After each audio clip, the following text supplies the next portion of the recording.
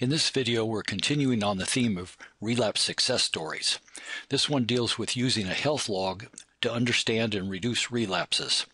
In this case, I'll be telling you a story about my own experience. Like many people with CFS, I felt very discouraged and demoralized by relapses and wanted to see if I could do something to lessen them. At the end of my second year with CFS, in 1998, I decided to analyze my daily logs in the hope of improving things. The log took about 2 minutes a day to maintain, so a very small investment of time. I began by two things that fit into the category I've labeled orienting. You can see up there, orienting. First, I defined a relapse as a worsening of my symptoms that forced me to spend 8 hours or more a day in bed, basically a whole day lost. Then second, I went through my logs looking for relapses and found 8, some lasting more than a day. For the year, the total was 12 days in bed. So let me put two things down here.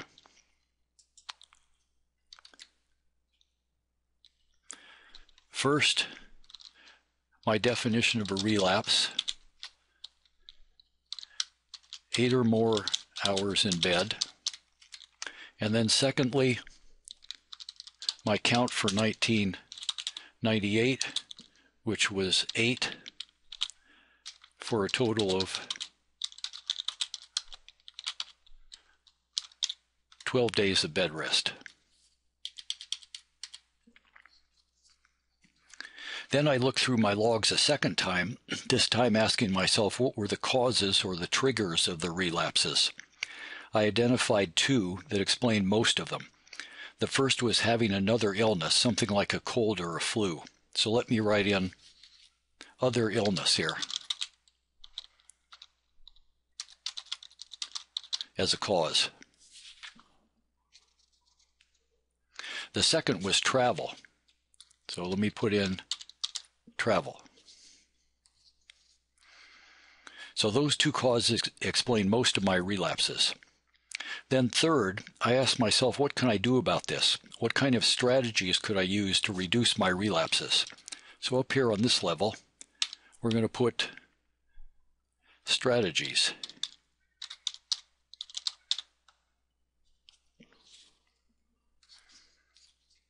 The strategy I thought was worth trying for the first cause, other illnesses, was taking extra rest. So let me put that in.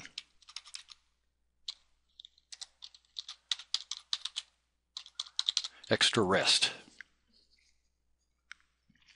I'd noticed that when I thought I was over a cold or a flu, I would return to my normal activity level, and then a day or so later, I'd be hit with a CFS relapse. So I decided that when I was sick in the future, when I thought I was over the acute illness, I would take some extra rest and return to my normal activity level over a period of 3 or 4 days.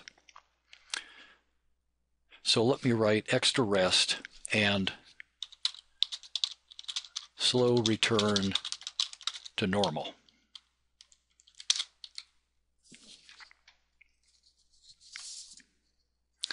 For travel, I came up with 3 strategies. One was to limit the distance I traveled. I decided not to go more than 4 hours drive from home.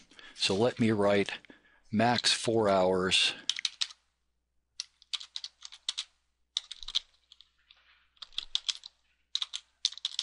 drive. Max 4 hours drive. Second, I decided to rest for 10 to 15 minutes after 2 hours of travel and after I arrived. So the second strategy is rest. Oops, got that in bold. Rest after 2 hours and on arrival. Third, I would take extra rest during the rest of the trip, typically about twice as much as I would at home, and also take whatever rest I needed after returning home. So let me write extra rest during and after trip.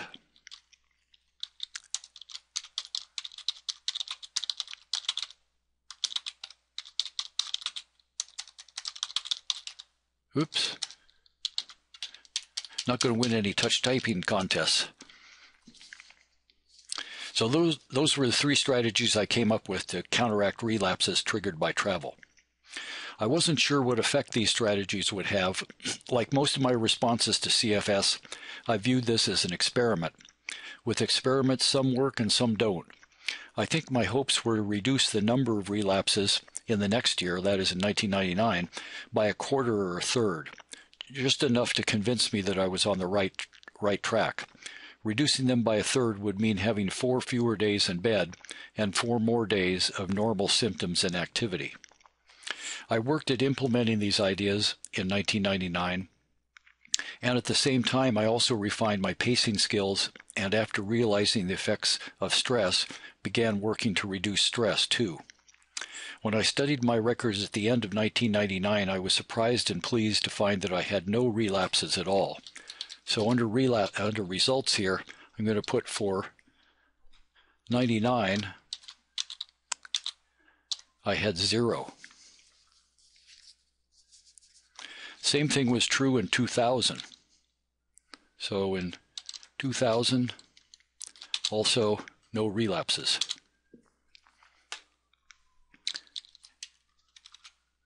Also in 2001, no relapses. And since then, from 2002 through the present, which is taping in early 2012, 0 relapses. A very big payoff for about 2 hours worth of work. Hope you enjoyed this, and see you at the next video.